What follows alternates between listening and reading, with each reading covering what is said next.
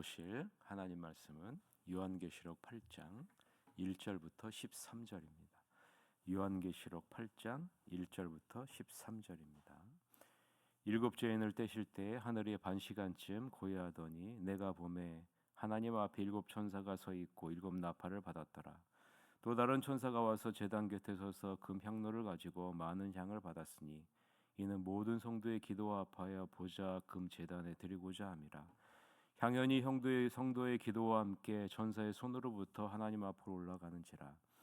천사가 향로를 가지고 제단에 불을 담아다가 땅에 쏟음에 우레와 음성과 번개와 지진이 나더라. 이거 일곱 나팔을 가진 일곱 천사가 나팔 불기를 준비하더라. 첫째 천사가 나팔을 부니 피 섞인 우박과 불이 나와서 땅에 쏟아짐에 땅의 3분의 1이 타버리고 수목의 3분의 1도 타버리고 각종 푸른 풀도 타버렸더라.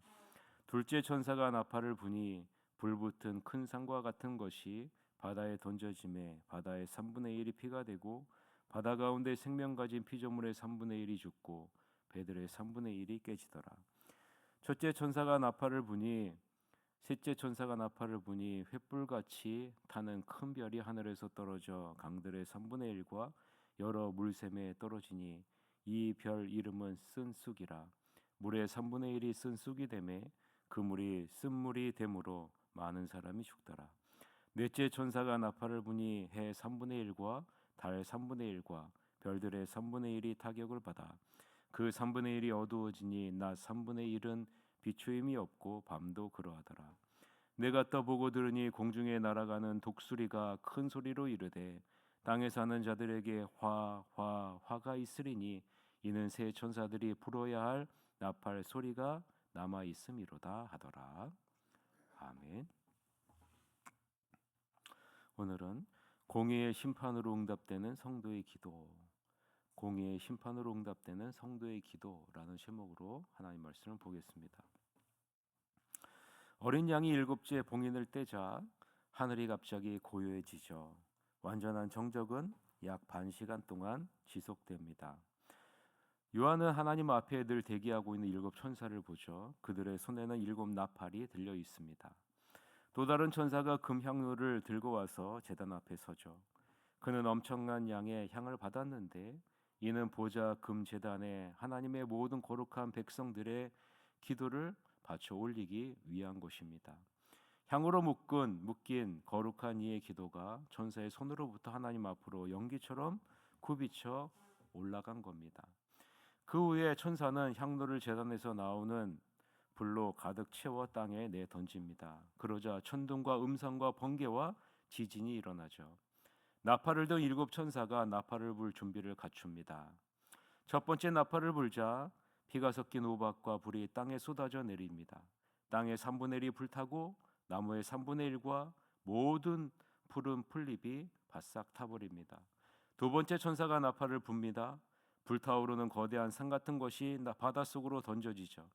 바다의 3분의 1이 피가 되고 바다 생물의 3분의 1이 죽고 배 3분의 1이 가라앉습니다. 세 번째 천사가 나팔을 붑니다. 횃불처럼 타오르는 거대한 별이 하늘에서 떨어져 강들의 3분의 1과 샘들의 3분의 1이 없어져 버립니다. 그 별의 이름은 쑥입니다. 물의 3분의 1이 쓴 물이 되고 많은 사람이 그 동물을 마시고 죽습니다. 네 번째 천사가 나팔을 붑니다. 해의 3분의 1, 달 3분의 1, 그리고 별들의 3분의 1이 타격을 받아 3분의 1만큼 어두워졌고 낮도 밤도 3분의 1만큼 어두워집니다. 내가 유심히 보는 동안, 요한이 유심히 보는 동안 독수리 한 마리가 중간 하늘을 날면서 불길한 소리로 외치는 것을 듣습니다. 화가 있다, 화가 있다. 땅에 남아있는 모든 이들에게 화가 있다. 나팔을 불 천사가 아직 셋이나 남아있기 때문이다. 화가 닥칠 것이다 라는 것이 오늘 본문의 내용 관찰입니다. 자, 요한계시록 8장은 하나님의 종들에게 인침과 안전을 약속한 이후에 등장하는 나팔 재앙을 기록하고 있다라는 것을 여러분 잊으면 안 됩니다. 자, 하나님이 선택한 백성을 인치시고 약속한 이후에 등장하는 것이 나팔 재앙이다라는 것을 여러분 기억하셔야 돼요. 특히 8장은 나팔 재앙 중에 첫 네 나팔의 재앙을 다루고 있습니다. 본문의 시작은 일곱째 인을 떼실 때로 시작하고 그 후에 하늘이 반시간쯤 고요하더라라고 기록하고 있죠. 이것은 앞으로 일어날 재앙이 얼마나 무시무시한지를 보여주는 효과라고 우리가 볼 수가 있는 겁니다. 마치 폭풍 전야라고 생각하면 되죠. 그때 요한은 하나님 앞에 서 있는 일곱 천사를 보고 이들에게 일곱 나팔이 주어지는 것을 보게 됩니다. 따라서 일곱째 인은 일곱 나팔 재앙으로 넘어가는 역할을 하게 되죠. 1, 2절 같이 읽읍시다. 시작. 일곱째 인을 떼실 때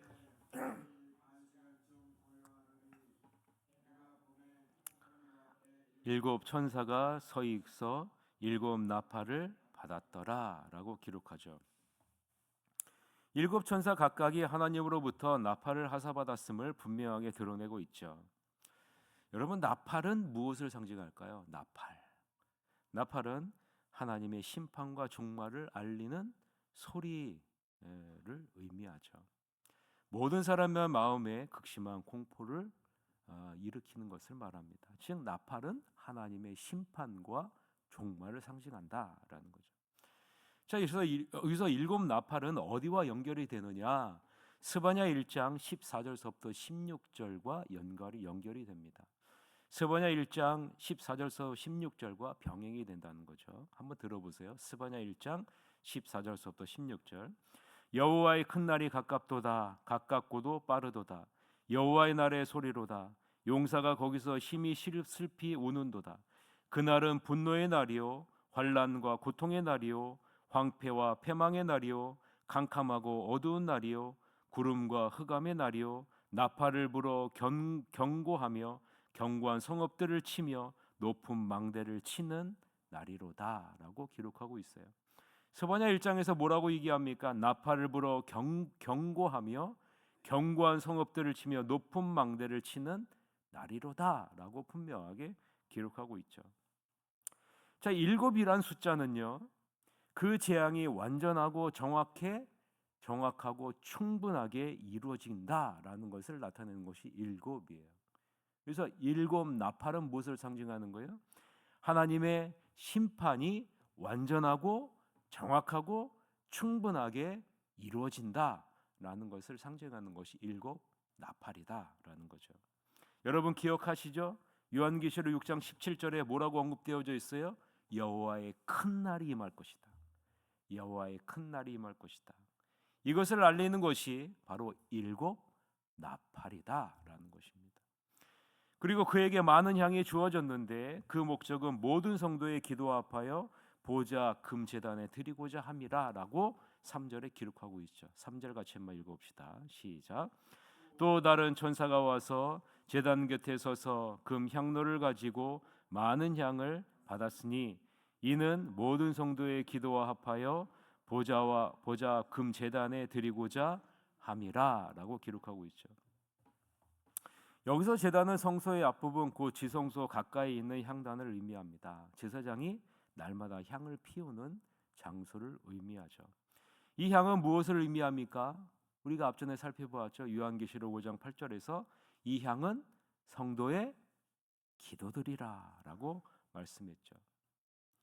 이 기도가 천사의 손에 의해 향단에서 향이 연기처럼 올라가듯이 하나님의 보좌 앞으로 올라간다라는 것을 분명하게 기록하고 있는 겁니다. 4절 같이 읽읍시다.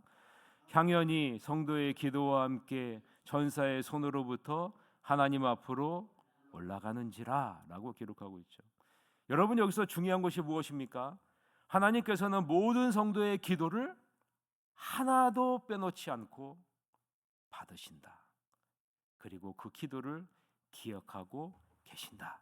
그리고 그 기도에 반드시 응답하신다라는 것을 오늘 본문을 통해서 보여주고 있는 거예요. 그리스도의 공로로 말미암아 우리의 기도는요 절대로 땅에 떨어지지 않는다라는 것이죠. 그리스도의 십자가의 공로의 향과 함께 하늘의 보좌에 올라간다라고 분명하게 기록하고 있는 겁니다. 그러기에 우리는요 기도를 멈추면 안 되고요. 우리의 기도가 어떠하게 된다라는 사실을 우리가 확실히 알면서 주님 앞에 나와서 기도해야 된다라는 거죠. 이때 천사의 향로를 가지고 제단에 불을 담아 땅에 쏟는데 이것은 하나님의 진노를 의미합니다. 여기서 우리가 중요하게 볼 부분이 있죠. 하나님의 진노가 무엇과 연결이 되어지는 거예요? 자, 앞전에 무엇을 말하고 있고 그 다음에 하나님의 진노가 쏟아지는 것을 보여주죠. 앞에는 뭐가 나와요?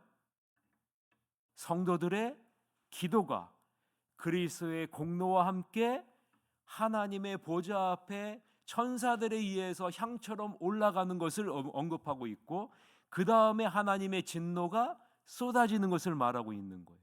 자, 하나님, 우리 성도들의 기도와 하나님의 진노가 연결되어져 있다는 것을 우리가 이해해야 되는 거예요. 그러면 어떻게 연결이 되어집니까? 하나님의 진노가 성도의 기도에 대한 응답의 성격을 띠고 있다.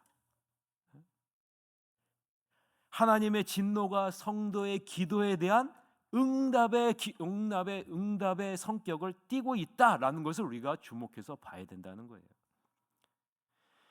성도들의 기도에 대한 응답이 하나님의 심판의 시작이요 중요한 출발점이 된다라는 것을 우리가 기억해야 되는 거예요. 그러면 여러분, 우리 성도들의 기도는 어떤 기도입니까? 이거 주십시오, 저거 주십시오, 여러분, 그런 기도를 말하는 게 아니에요. 성도의 기도는요, 어떤 기도입니까? 하늘의 뜻이, 아버지의 뜻이 하늘에서와 같이 이 땅에서도 이루어지기를 원합니다. 우리 여러분 그렇게 기도하잖아요. 예수님이 기도했듯이 우리도 동일하게 그렇게 기도하잖아요. 수많은 순교자들이 어떻게 간구합니까?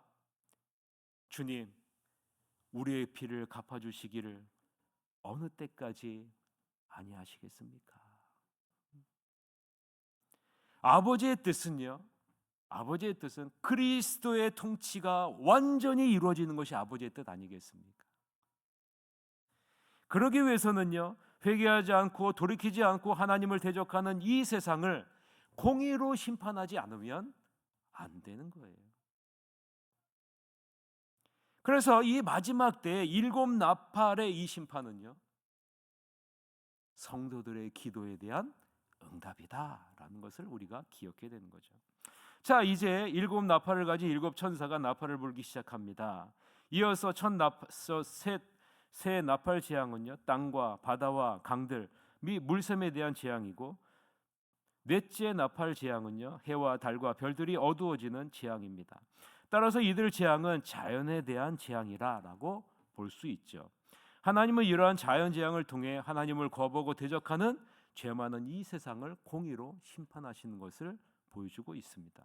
그러나 중요한 것은 이 재앙으로 3분의 1은 심판을 받지만 3분의 2는 남아있게 되죠. 마지막 종말은 아직 임하지 않았다라는 것을 보여주고 있는 겁니다. 자, 이것이 무엇을 의미합니까? 엄중한 심판 중에도 하나님의 긍휼이 여전히 남아있다라는 것을 보여주고 있는 겁니다. 회개하고 돌아오기를 여전히 하나님은 기회를 주시며 하나님께서 기다리고 계시는 거죠. 따라서 아직 3분의 2가 남아있기에 최후의 심판이 아님을 우리는 알 수 있습니다.